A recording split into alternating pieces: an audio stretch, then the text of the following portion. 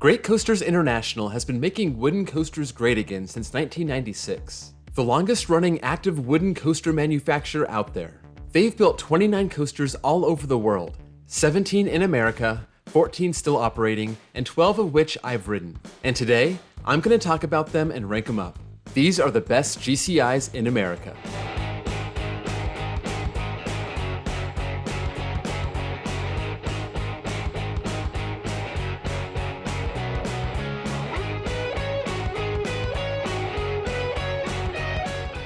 I mentioned that there are 14 operating in the country, and I've gotten on 12, which unfortunately means that this list is not quite complete when looking at the GCIs in America.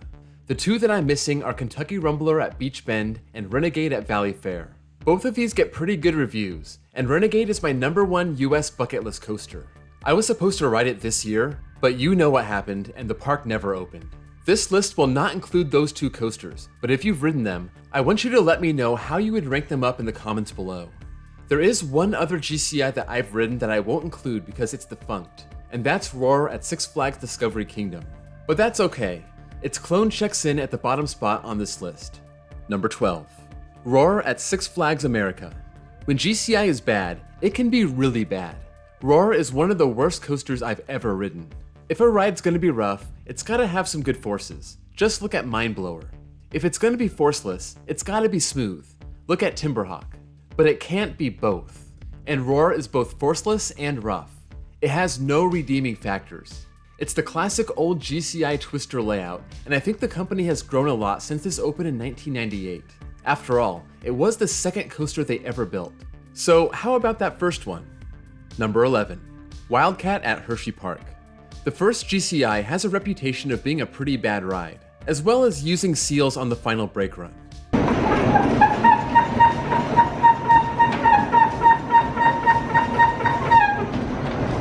This has a similar layout to Roar, though it's a little taller and not quite as long.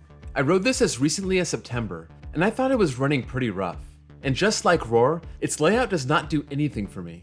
It's just pretty forceless. It's not a terrible ride. I'd take this over Roar any day, but I think this has way more value for the park as an RMC. Number 10. Lightning Racer at Hershey Park.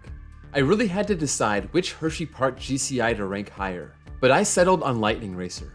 The main reason is that this thing duels, and it does a pretty good job of it. There are some moments where the trains cross each other, and that's pretty cool. I've never seen this ride not duel, so it's nice that they always seem to run both sides. If this was a Six Flags park, that would probably be a different story. I think the ride itself is boring, the very definition of forceless, although it does run pretty smooth. Whether you like thunder or lightning, it doesn't seem to make a difference. I say, if you're with someone, split your group up and ride the opposite side so you can race each other. That's the ride's one redeeming factor. Number 9. Invader at Busch Gardens Williamsburg. GCI doesn't really build family coasters, but this is close. It's barely over 2,000 feet long, and it doesn't even crack 50 miles per hour. It's one of the newer GCIs, so it runs pretty smooth, at least from my one and only ride back in April of 2019. It's also one of the few intermediate coasters at the park that's full of giant B&Ms, so I think it has a good place in the park. It's also well themed, like every coaster at Busch Gardens. It's not a great ride, just ask Airtime Mike. Oh, by the way, this roller coaster, it sucks. But its small scale makes it seem like it's fast-paced, even though it's going kinda slow. And I don't have a lot of bad things to say about it. It is what it is. Number 8. White Lightning at Fun Spot Orlando. I got some terrible rides on this, I admit it. Fun Spot is a nighttime destination for everyone leaving the big parks in Orlando, and I'm sure that's when the ride is running the best.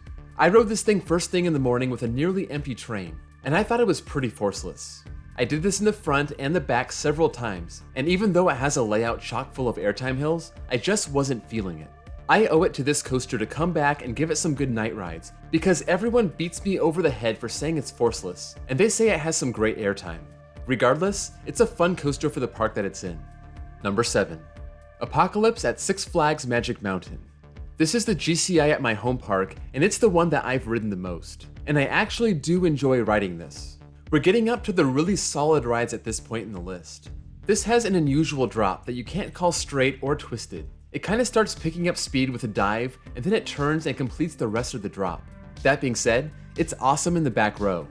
You also get some great airtime over the speed hill that runs under the exit ramp, into the big turnaround as you fly into the first tunnel, into the station flyby, and after the drop out of the flyby, the ride becomes boring and pointless. It reminds me a lot of Thunder Run at Kentucky Kingdom. The first half is a lot of fun, and the second half couldn't be more pointless.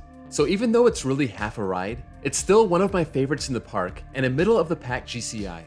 Number 6. Texas Stingray at SeaWorld San Antonio. I was thinking about doing a review for this new for 2020 coaster, but there wasn't enough there to talk about, so I decided to make this list instead, so you can thank Texas Stingray for this video. After riding this, I immediately compared it to Apocalypse. It's not spectacular, but it's fun. It has a classic Twister GCI layout, but with a modern taste compared to Wildcat and Roar, so there's more pops of airtime heading into the turns. It was also extremely smooth, being a brand new coaster. That being said, I walked away pretty disappointed. I know what GCI can do. After all, I have 5 coasters ranked higher, and GCI seems to be getting better and better, but this layout was pretty uninspired. I did really enjoy the straight first drop in the back row. That had by far the best airtime on the ride. But from that point on, it just had some quick, weak pops of airtime, and it was basically focused on the turns and low to the ground elements. Not their best work, but not bad either. A perfect middle of the road GCI, and number 6 seems like a perfect spot. Number 5. Prowler at Worlds of Fun. Here's a coaster that I would love to ride at night. It has a great setting in the woods, and it's kind of an out and back layout, very similar to another coaster that ranks very high on this list. I noticed that riding in the afternoon compared to the morning had a huge difference in speed. I was very disappointed at first, and I thought the old Din wooden coaster on the other side of the park, Timberwolf, was better. But those later rides made me realize that this is a really good ride. It does run rough, but it has decent airtime, and the setting adds a lot to the ride. It's been a couple years since I've ridden it, so I'd love to give it another shot. Number 4. Thunderhead at Dollywood. Here's the only GCI to win the Golden Ticket Award for the best wooden coaster in the world, 2 years running from 2005 to 2006. When I saw this layout, I wasn't too impressed. I wasn't super into Twister coasters, but then I finally rode it in 2016, and I really woke up to what GCI could do. Thunderhead was a wild, out-of-control ride with a great layout and several pops of airtime, including a station flyby.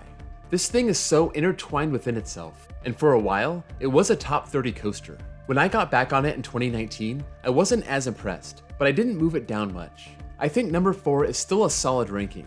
It would also help if Dollywood could smooth it out a bit. Number 3. American Thunder at Six Flags St. Louis. Here we are all the way into my top 50. Six Flags St. Louis is lacking in great coasters, and after a day of riding a bunch of mediocre ones, I finally found my way to American Thunder. I was immediately impressed with the layout. It was smooth, it has good airtime, it was compact and fast-paced. This coaster was really a godsend to the park. They have Mr. Freeze, which is great, but it's something that I've ridden at Over Texas dozens of times. American Thunder is an original layout that the park really needed, and it delivers a great ride experience. I don't want to hear about the boss either. That thing's a mess. American Thunder is a quality modern wooden coaster that I could ride all day. Number 2. Gold Striker at California's Great America. Here's the most intense coaster on the list. It absolutely rips through the course with those classic GCI pops of airtime. It starts off with a small drop inside a tunnel, and picks up what seems like a ton of speed that allows it to tear through the rest of the course. It's another Twister layout with lots of crossovers. Pretty similar to Thunderhead, but this layout is just stronger. GCI seemed to learn a lot in the 9 years between those two coasters. I wish it ran a lot smoother. After a few rides, it started wearing me down, but it lived up to the hype, and I even prefer this to Railblazer, which I know is not a popular opinion. Number 1. Mystic Timbers at Kings Island. When this opened in 2017, people were raving about it as the best coaster in the park. With Diamondback and Banshee in the same park, I was like, come on, really? It's just a small GCI. And then I rode it, and it blew me away more than just about any other coaster ever has. This is a lot like Prowler, where it runs out into the woods and comes back, but the way Mystic does it is amazing. It's so relentless, staying low to the ground and flying through the course, all the while delivering some real, actual good airtime. Not the classic quick mild pops of floater. This airtime is sustained, and you don't even need to push yourself up to experience it like you do with Apocalypse. The ride actually tosses you out of your seat. Even though it's out and back, it still manages to have a twisted course in both directions. And even though it's not a long ride, it feels complete. Mystic Timbers is the gold standard of American GCIs. It's number one and it's not that close. That does it for my favorite GCIs in America.